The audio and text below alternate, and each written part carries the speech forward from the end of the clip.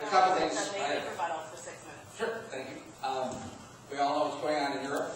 They're spending too much money. They don't have enough to pay their bills. It's causing a worldwide financial crisis. I don't think we should hold Europe as an example of spending for anybody.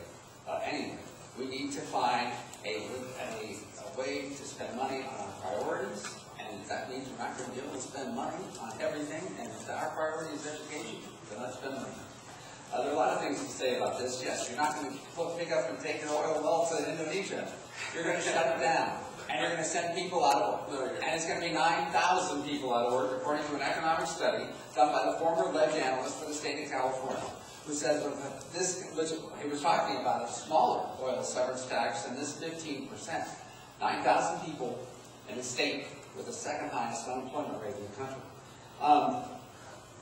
It is not true that the only impact on gasoline prices is, they're largely set, yes, by the price of the barrel of oil on the world market. But California has its own special forces already. We have specially formulated gasoline that we decided we wanted to pay for. And we do pay for it. But it is the cleanest burning gasoline in the world.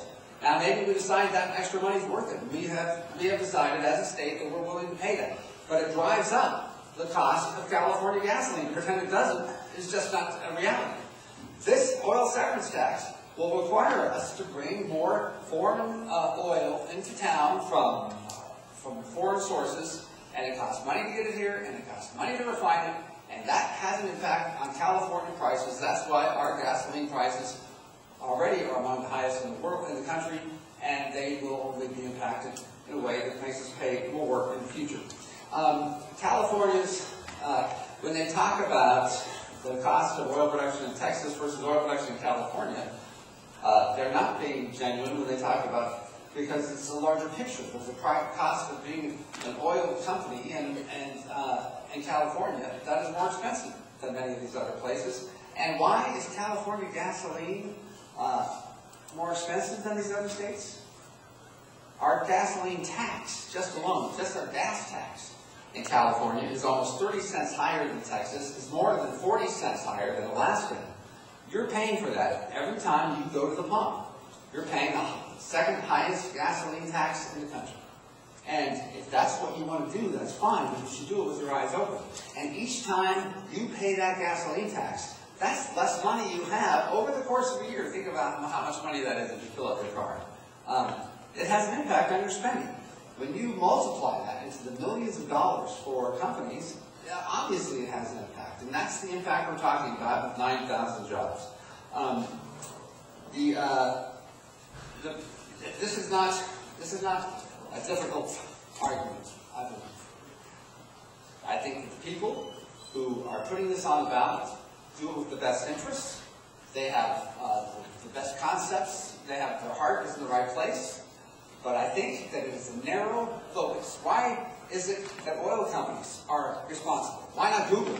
Why not Apple? Why not Disney? Disney has a profit margin of 4 times what most oil companies do. They make 4 times per dollar what an oil company does.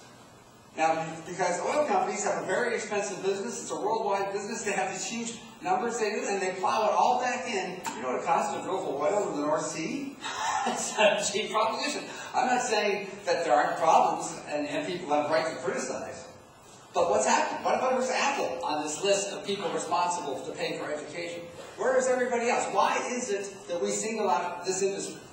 A California homegrown industry with 370,000 employees. I don't really need to take up all my time. I think that it comes down to this. California suffers from a high tax burden. We have the second highest unemployment rate for a reason.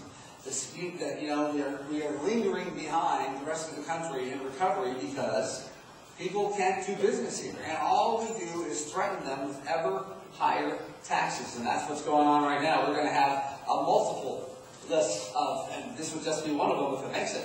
We've got all kinds of higher taxes initiatives coming up in November. We can just raise taxes on everybody over and over and over again, and they were all going to make the same argument. And at the end of the day, what happens? Who's going to stay and pay the taxes? I mean, if you can go anywhere else, you would. And if you can't take your oil well to Indonesia, you shut it down, you lay off your employees because it doesn't figure out the bottom line. And that's the ugly reality, but it's uglier for the person who has to deal with it.